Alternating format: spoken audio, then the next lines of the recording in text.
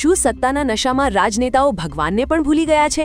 ગુજરાતમાં ભગવાન પરશુરામ જન્મોત્સવના પવિત્ર બેનરો પર ભાજપે પોતાના રાજકીય બેનરો લગાવીને સનાતન ધર્મ અને સમસ્ત બ્રહ્મ સમાજનું ઘોર અપમાન કરીને અત્યંત નીચલી કક્ષાની રાજનીતિનું પ્રદર્શન કર્યું છે. ધર્મના નામે મતો માંગતી પાર્ટીએ આજે સાબિત કરી દીધું છે કે તેમના માટે ખુરશી આગળ લોકોની આસ્થાની કોઈ જ કિંમત નથી. સૌથી મોટો અને કડવો સવાલ એ છે કે ભાજપમાં મોટા હોદ્દાઓ પર બેઠેલા બ્રાહ્મણ નેતાઓના મોઢા આજે કેમ સીવાઈ ગયા છે? શું સત્તાના મોહમાં તેઓ પોતાના જ આરાધ્ય દેવનું સન્માન ભૂલી ગયા છે? જય પરશુરામ, હર હર મહાદેવ. આજે ભગવાન વિષ્ણુના છઠ્ઠા અવતાર અને સમગ્ર સનાતની હિન્દુ સમાજના આરાધ્ય એવા ભગવાન પરશુરામનો જન્મોત્સવ હોય આ જગ્યાએ જે અત્યારે આપ જોઈ રહ્યા છો, ભારતીય જનતા પાર્ટીનું બેનર લાગેલું છે. ત્યાં અમારા મુન્દ્રા તાલુકા સમસ્ત બ્રહ્મ સમાજનું ભગવાન પરશુરામ જન્મોત્સવની ઉજવણી માટેનું બેનર લાગેલું હતું.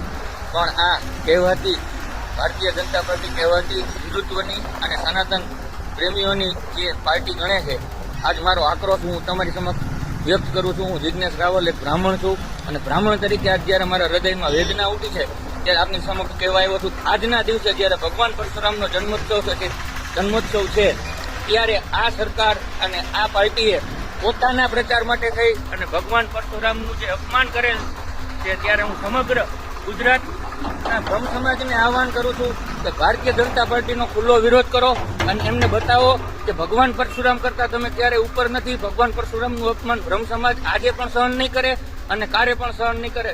તો મારા દરેક ઉદ્દેવોને વિનંતી છે કે આનો આખા ગુજરાતમાં વિડીયો વાયરલ કરજો અને શક્ય હોય ત્યાં સુધી ભારતીય જનતા પાર્ટી સુધીના નેતાઓ સુધી આ વસ્તુ પહોંચાડજો કે તમે એક ભગવાન પરશુરામનું અપમાન કરી અને ભૂદેવ સમાજનું આજ અપમાન કરી રહ્યા છો. જય હિન્દ, જય ભારત.